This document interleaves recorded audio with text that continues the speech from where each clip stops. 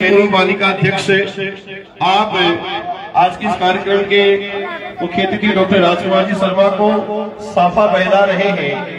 राजकुमार जी चेदारा पार्षद, रमेश कुमार जी दर्जी पार्षद, आरिफ जी भाटी पार्षद,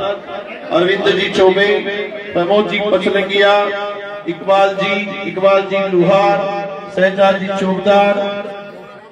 विशंबर जी पार्षद, सीपी जी जांगीर पार्षद, महचंद जी पीरक, महेंद्र जी दादरवाल, दयासिंह जी पोरवाल, महेश जी बदरिया वाले, डीके जी सुरोलिया, शिव कुमार जी गनेडी वाला, बुधराम जी योगी, नागर जी पचलंगिया, पवन जी पचलंगिया, सुरेश जी सुरोलिया एवं समस्त मुकुंदगढ़ के कार्यकर्ताओं एवं नागरिकों के द्वारा आपका बहुत बहुत हार्दिक अभिनंदन एवं स्वागत।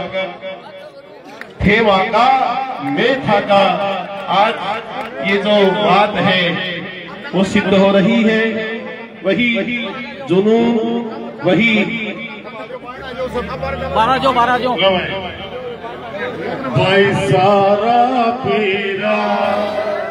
जयपुर